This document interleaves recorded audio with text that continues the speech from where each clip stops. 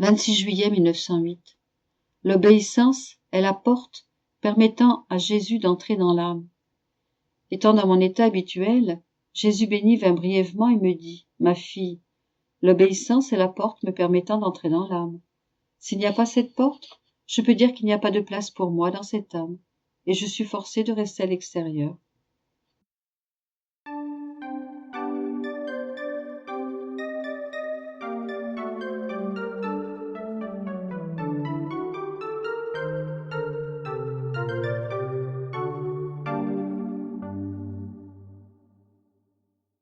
26 juillet 1921. Le soleil est le symbole de la divine majesté, et l'eau, celui de la divine volonté. Cette dernière étant la reine et l'âme de tout. La créature pourrait vivre sans le soleil, mais non sans l'eau. Mon doux Jésus continua à me parler de sa sainte volonté en me disant « Ma fille, si le soleil est le roi de l'univers, si sa lumière symbolise ma majesté, et sa chaleur, mon amour et ma justice, de telle sorte que lorsque le soleil trouve un sol improductif, il le rend stérile en l'asséchant de ses rayons brûlants. Alors, l'eau peut être appelée la reine de la terre. Elle symbolise ma volonté. Il n'y a aucun endroit où elle n'entre pas, et aucune créature ne peut exister sans elle. Peut-être est-il possible de vivre sans le soleil, mais personne ne peut vivre sans l'eau. L'eau entre en tout, même dans les veines et les autres parties internes du corps humain. Dans les entrailles de la terre, elle suit son cours ininterrompu en silence. On peut dire que l'eau est non seulement la reine de la terre, mais aussi son âme. Sans l'eau, la terre serait comme un corps mort. Telle est ma volonté. Elle est non seulement la reine, mais plus encore l'âme de toute chose créée. Elle est la vie de chaque battement et de chaque fibre du cœur. Ma volonté, comme l'eau, coule en tout, parfois silencieuse et cachée, parfois éloquente et visible. L'homme peut se soustraire à ma lumière, à mon amour et à ma grâce, mais jamais à ma volonté. Ce serait comme s'il voulait vivre sans eau. Même s'il existait un homme assez fou pour détester l'eau, alors, en dépit du fait qu'il la détesterait, il serait forcé d'en boire. Ce serait l'eau ou la mort. Ma volonté est comme cela. Elle est la vie de tout. Mais les créatures peuvent l'aimer ou la détester. Cependant, malgré elle, elles sont forcées de la laisser couler en elles, comme le sang dans leurs veines. Essayer d'échapper à ma volonté serait une sorte de suicide de l'âme. Cependant, ma volonté n'abandonnerait pas les créatures pour autant. N'ayant pas réussi à les gagner avec ses bienfaits, elle les suivrait jusqu'à la cour de justice. Si l'homme savait seulement ce que signifie faire ou ne pas faire ma volonté, il tremblerait de peur à la seule pensée de s'en retirer, ne fût-ce qu'un instant.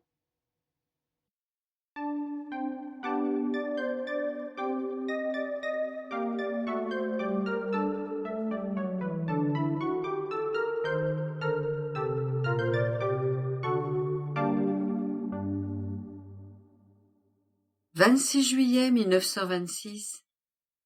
Les 4 degrés de la vie dans la suprême volonté. Je continuais mon abandon habituel dans le suprême vouloir, et mon toujours aimable Jésus vint et me dit « Ma fille, tout le monde ne profite pas également de la lumière du soleil, non pas à cause du soleil, puisque mes œuvres, contenant le bien universel, font du bien à tous sans aucune restriction, mais à cause des créatures. Imagine une personne qui reste dans sa chambre. Elle ne profite pas de toute la lumière du soleil ni de sa chaleur. La personne qui est à l'extérieur reçoit plus de lumière et plus de chaleur du soleil. La chaleur purifie et désinfecte l'air putride, et cet air purifié la rend plus forte et en meilleure santé. Cette seconde personne profite mieux des biens que le soleil apporte à la terre. Mais continuons.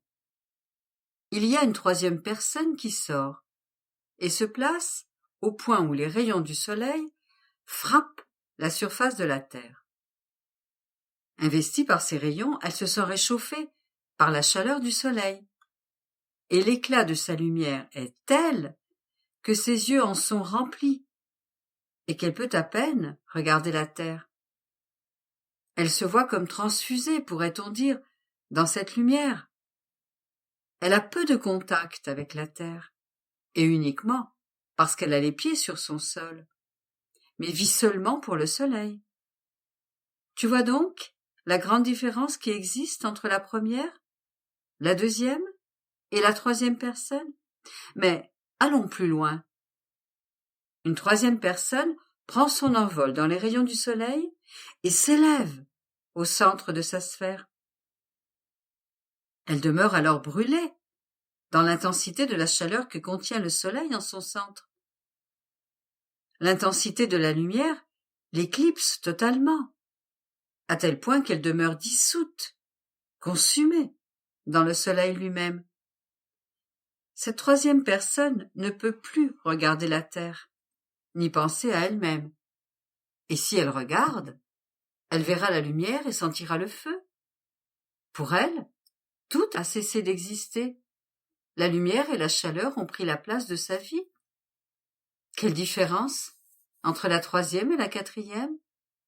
Et toute cette différence ne dépend pas du soleil, mais de la créature et de la manière dont elle s'expose à la lumière du soleil. Le soleil est l'image de ma volonté. Qui, mieux qu'un soleil, envoie ses rayons pour convertir celles qui veulent vivre complètement dans la lumière et l'amour de son royaume? Ces créatures sont l'image des 4 degrés de vie dans ma volonté.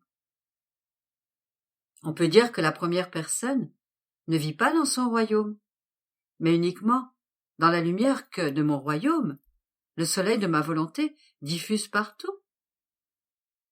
On peut dire qu'elle est en dehors de ses frontières, et que si elle profite d'une lumière limitée, c'est à cause de la nature de la lumière qui se diffuse partout. Sa nature, ses faiblesses et ses passions forment comme une maison autour d'elle, avec un air infecté et putride. En le respirant, elle est maladive et sans force pour faire le bien. Mais elle est résignée malgré tout. Elle supporte de son mieux les rencontres de la lumière de ma volonté, qui, si petite soit-elle, apporte toujours son bien.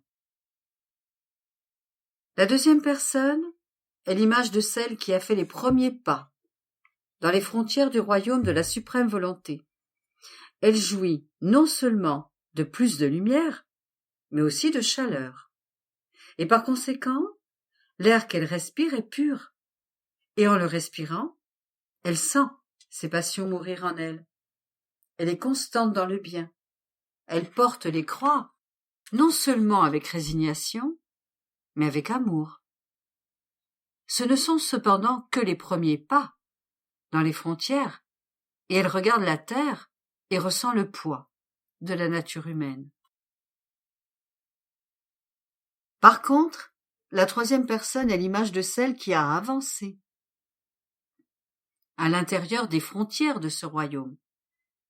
Et sa lumière est telle et si grande qu'elle lui fait tout oublier. Elle cesse de ressentir les choses par elle-même. Le bien, les vertus, les croix se changent en sa propre nature. La lumière l'éclipse, la transforme et lui permet de regarder de loin ce qui ne lui appartient plus.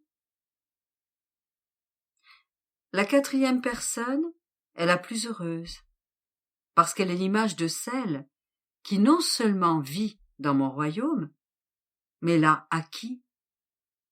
Elle subit une consommation totale dans le soleil suprême de ma volonté.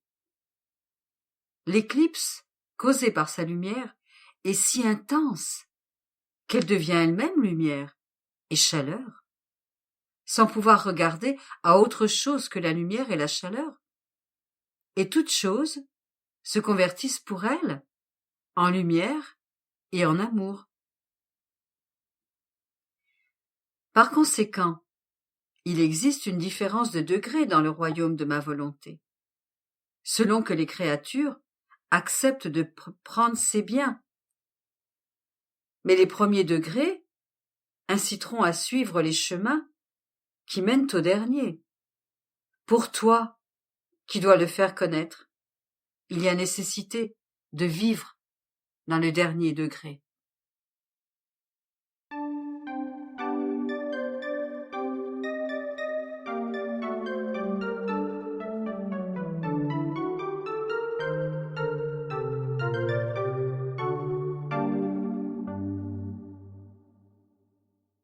« 26 juillet 1927. Comment la divine volonté a deux caractères, acte incessant et fermeté inébranlable. Comment les actions humaines servent de balle au froment. Je pleurais la privation de mon doux Jésus et, donnant libre cours à ma douleur, je me disais « Comme il est dur d'être abandonné par lui. J'ai l'impression d'être sous un pressoir, pressuré goutte à goutte. Ô Jésus, où sont tes promesses? Où est ton amour? Où est le triomphe de ta divine volonté dans ma pauvre âme? J'ai l'impression que tu m'as trahi, que ma fin est amère. Ce n'est pas le commencement que l'on doit considérer, c'est la fin qui dit tout. Mais alors que je m'épanchais, mon bien-aimé se manifesta en moi et me dit « Ma fille, ma divine volonté a en toi son triomphe, et c'est pourquoi elle te pressure, goutte à goutte, sous son pressoir divin, afin qu'il ne reste pas en toi une seule goutte de ta volonté. Pauvre fille, c'est une volonté divine et inébranlable qui œuvre en toi, afin d'y établir son royaume, même dans tes plus petits actes.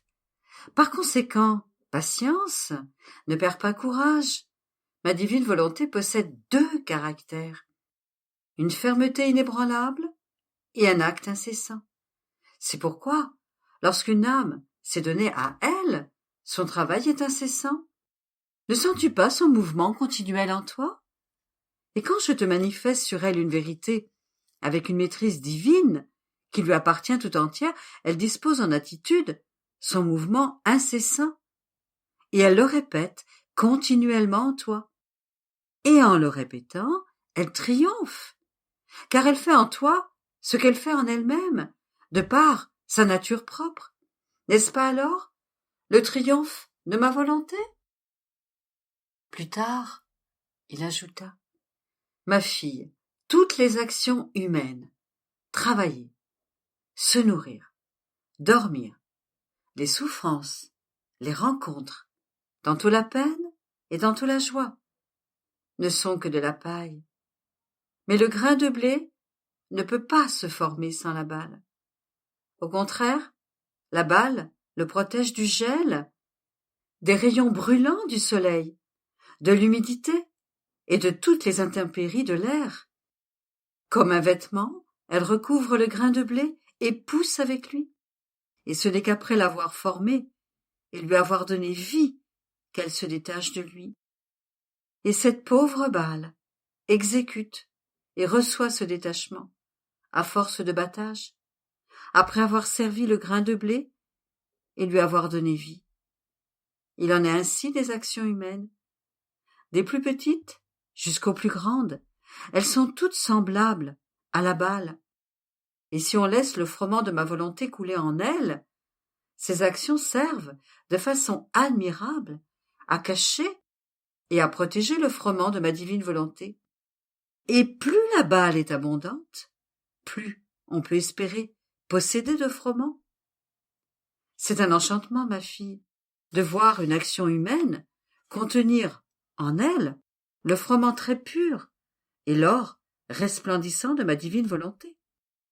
Comme la balle, elles semblent avoir la primauté sur le grain de blé et peuvent se vanter en disant « Il est vrai que nous sommes de la balle, mais nous cachons en nous une divine volonté qui est plus que du blé. Nous restons à son service et nous lui donnons le champ afin qu'elle puisse être formée dans notre action. Par contre, si ma volonté ne coule pas en elle. Les actions humaines restent comme la balle, bonnes à être brûlées, parce qu'elles n'ont pas formé en elles le pur froment qui sert la patrie céleste. Or, tout comme la balle est détachée du grain par le battage, de la même manière, les actions humaines sont séparées du pur froment de ma divine volonté par le moyen de la mort, qui en abattant ce qui est humain, détruit le vêtement qui recouvrait le froment doré de ma volonté, et, en le faisant apparaître, montre si ce que l'âme possédait était de la balle ou du blé. Par conséquent, ce ne sont pas les actions humaines qui marquent leur valeur, mais la volonté qui les animait. Combien d'actions, en apparence belles et saintes, seront trouvées remplies de boue, si c'était l'intérêt personnel qui les guidait, remplies de vent, si c'était l'estime et la gloire personnelle, remplies de pourriture, si c'était pour plaire aux créatures, remplies de fumée, si c'était l'attachement à ce qui est humain. Combien de choses la balle des actions humaines ne cache-t-elle pas? Mais au dernier jour de la vie, lorsque viendra le battage de la balle, il fera connaître tout ce qui était tenu caché à l'intérieur. Après quoi, j'ai continué à m'abandonner dans le divin fiat, et mon toujours aimable Jésus, se manifestant en moi, m'a dit: Ma fille, la volonté humaine a rendu l'homme semblable à une usine lézardée qui s'écroule, et que l'homme n'avait pas la vertu de pouvoir réparer lui-même. Il fallait le divin créateur, celui qui l'avait construite avec tant d'amour, et qui, connaissant les secrets de son art, pouvait la réparer et faire couler dans ses fissures le liquide vital de sa force réparatrice, afin de la rendre à nouveau solide, telle qu'il l'avait construite. Mais il faut que l'homme se rapproche de son divin réparateur pour recevoir le bénéfice de son art, qu'il le laisse guider par lui, et ne laisse plus agir la volonté humaine, cause première de l'effondrement de l'usine. Sinon, malgré la venue du céleste constructeur, l'homme restera toujours une usine lézardée et croulante.